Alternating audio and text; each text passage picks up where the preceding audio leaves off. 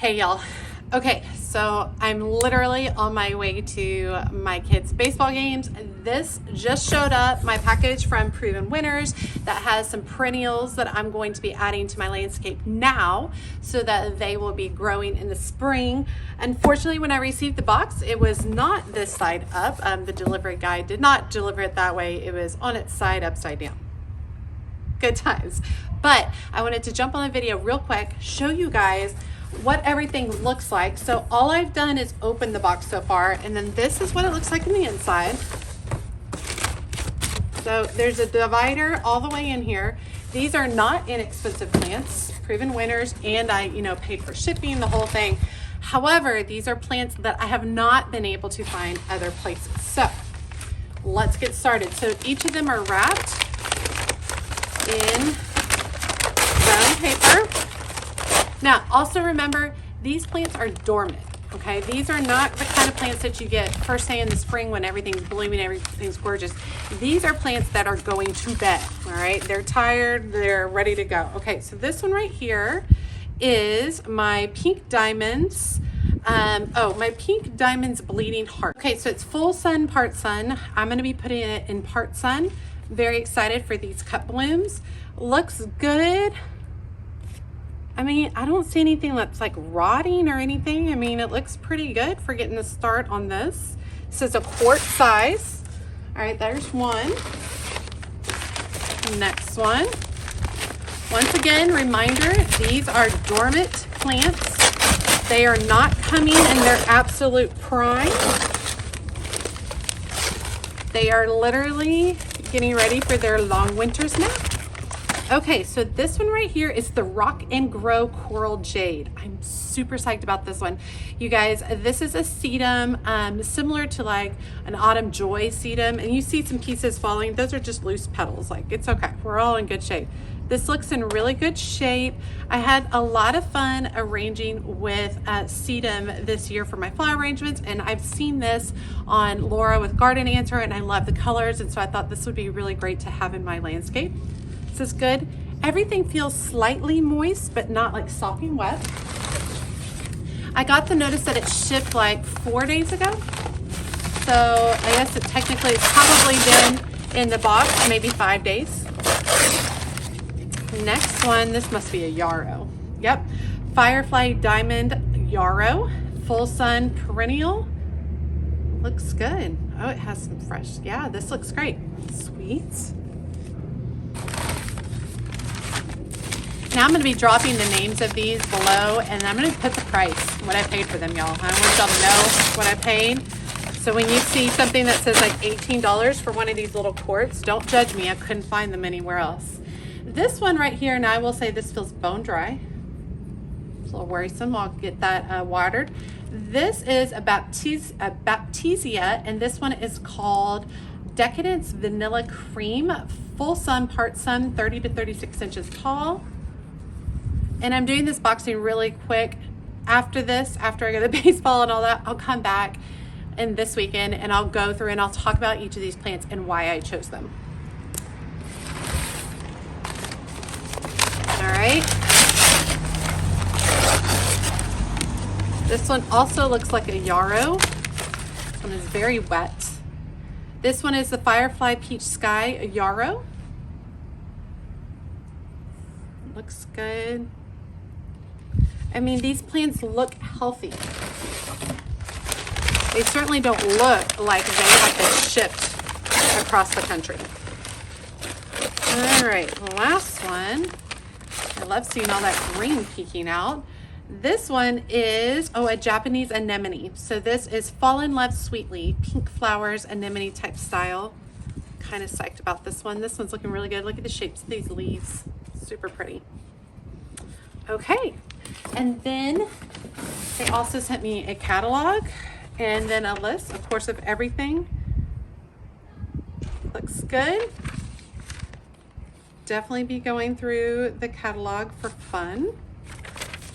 Okay, I'm excited. I'm really happy with how everything looks. I'm gonna take them inside, get everything a good water, and then I'm gonna be getting these planted this weekend.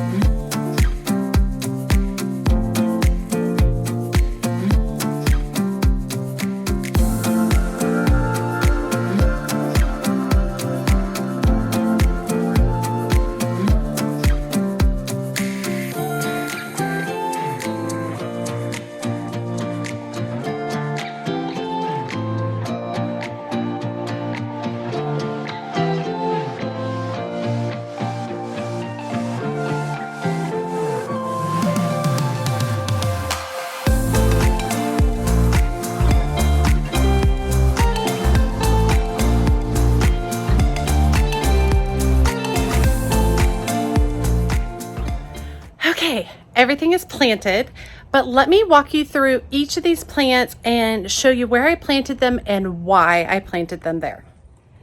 Okay, over here, and this is one of my backyard beds. This is the Coral J sedum that I planted over here, and it gets about 16 to 18 inches tall. It's a perennial. When I planted it, I did not add any fertilizer. Sedums do not like fertilizer. I planted it by my Autumn Joy sedum over here. I think they'll both fill in this space really nicely. And since this sedum is doing so well here, I feel good about putting this one right here.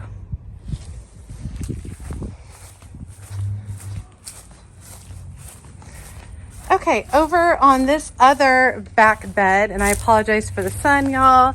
This is the Baptisia. Let me go back here so I can read the details for you guys. It is full sun to part sun, but it gets pretty tall. So it gets 30 to 36 inches tall. It is the Baptisia Decadence Vanilla Cream. And so I felt in this area that if I had it right back here in this corner, 30 to 36 inches tall, would fill that space real nicely. And this is an area where my dogs like to cut through and try to get in my yard. So I thought, that'll work really good. I have a bunch of little seedlings that basically fell from seeds up here down into this area. But I think this will be a really good place for the Baptisia. And then back here in this corner, which is mostly shaded area, I did a perennial called the Dicentra Pink Diamonds, or better known as Bleeding Heart. It's only about 12 to 16 inches tall. This gets some good shade over here. And I've always read that Bleeding Hearts in our area, specifically zone 8A here in the Texas area, they do better with more shade. So I'm gonna try that one out there. Okay, up here, obviously these pumpkins are gone for most of the season, but I planted another perennial up here called an anemone, and this is one of those Japanese anemones. I fall in love sweetly. It's about 20 to 26 inches tall, and it is full sun to part sun, and this is definitely part sun over here. But I think filling in this area would be really pretty with that bright pink by the yellow mums and the bright pink dianthus. Over here is candy tuft, the pale greenish gray sage. I think that'll look really nice. And then finally, gotta walk all the way to the side. Everything's still looking really nice. This is full sun at this time of the day. It's the afternoon. I planted 2 more varieties of yarrow over here with my other yarrow. So I didn't space them out, kept them kind of all together. I've talked about it before. I really wanted to take in. I have vintage violets. I think this one's Millie Pink. Let me see. I didn't leave the tag in there, but I've got light pink, dark pink, a couple of different varieties. This one right here is the Firefly Diamond. It's Achillea, but it's yarrow, 24 to 28 inches tall.